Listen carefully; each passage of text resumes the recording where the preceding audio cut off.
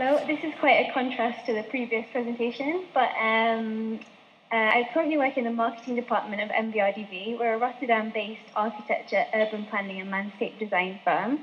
I'd like to just talk you through a couple of our projects and give you a brief introduction to the practice and specifically discuss how through the reasoned and intelligent design solutions, often humorous and light-hearted projects are a result. So this is the partners, starting from the left, there's Winnie Mars, then Jacob van Rijs, and finally Natty de Vries. Together they founded the company in 1993, which is an acronym of their names. Today we're an international player and bringing with schemes concerning the generation of space in an overcrowded world. The great story about their first commission is that the three young hopefuls sent their student portfolio to a Dutch public broadcaster who was looking for an architect. When to their surprise they were chosen and the client wanted to visit the office, they had to create a fake one, recruiting their friends to pose as staff and have them wander around in suits. MVRDV aim to avoid any sort of formal or aesthetic signature in their work, which is unlike many other architects. They adopted methodologies based on logic and rationality. However, the result is often unexpected and witty. This, in my opinion, is due to their somewhat blue sky thinking, working without preconceptions and therefore offering unique alternatives. Following on from the previous slide, I'd like to introduce Didden Village. This is a rooftop extension located in Rotterdam for a theatrical wig maker and his family. With his two sons growing up really quickly, more space was needed, so they called upon an old friend of theirs to help, which luckily happened to be one of the partners, Winnie Mars. An interesting story about the colour was that in the Netherlands, all planning drawings were submitted in black and white. So on paper it read as a wooden rooftop house extension with a polyurethane coating, but with the colours code only written, it was said this was entirely overlooked by the planners, so it was very much in shock on its unveiling. Despite Didden Village being one of the smallest of their projects, it's probably one of the most published. But it remains firmly in line with their mission to make existing spaces work harder, which leads me on to a somewhat sister project to this, which is the small holiday home Balancing Barn, which was just mentioned, which is located in Suffolk. Balancing Barn was an invitation by Alain de Botton, who founded the non-profit group Living Architecture. Alain has been quoted saying that houses by Barratt and developers like that are the turkey twizzlers of architecture. Therefore, his created a mission was to allow all people the possibility to experience modern domestic architecture. From the 300-metre-long driveway, this appears as a somewhat humble two-person house, and only when you reach the end do you experience its full length. Being 30 metres long, 50% of the building is cantilevered. So an unexpected element of the building is that it actually sways. So this is a screenshot of a video of a group of children jumping up and down at the very end of the barn's cantilever, which luckily didn't have any adverse effects. And the Balancing Barn has been branded as cartoonish but logical because it makes the most of its surrounding with 360-degree views of the nature while exuding a real sense of fun.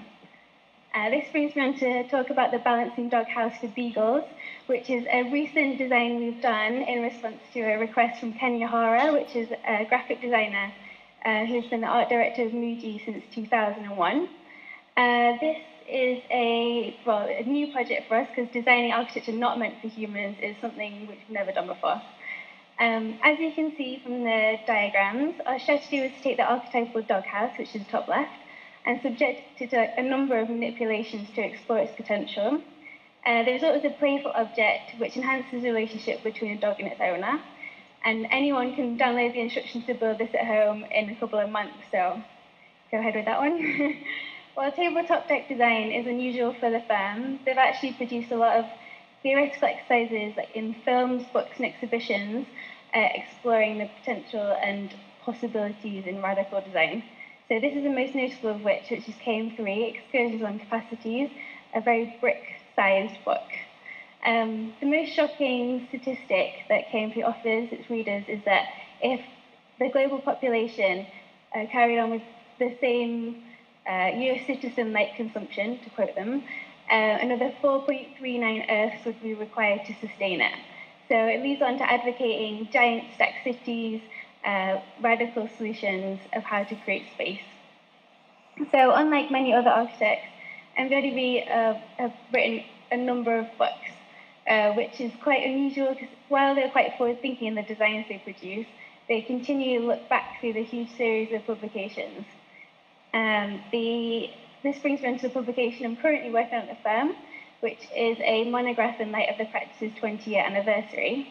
So through the book, we'll be focusing on the current uses of 35 projects that have been spanned across the whole period of the 20 years. So this is a selection of them, small thumbnails. With this in mind, our PR department recently sent out a request over Facebook to any of our followers, which I think we've got about 15,000 at the moment, for any photographs they've taken on visits to our buildings. This one in particular will be included in the book with many others, so if anyone's been to Balancing Barn or would like to send us any, please feel free, and which will be published in the end of the year. Another project that I've worked on is a small exhibition located in Hamburg, which is a retrospective exhibition, which displays the entire back catalogue of the firm's work.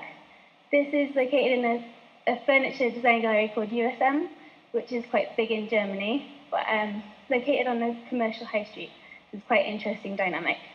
This is a close-up of one of the panels, which explores in a very visual way the projects. So the design kind of allows everyone to browse through the whole back catalogue, so it doesn't exclude any non-architecture viewers, while the text you saw on the sides drawing the more architecturally inclined readers. So due to the success of the exhibition, this day has been extended until the end of July.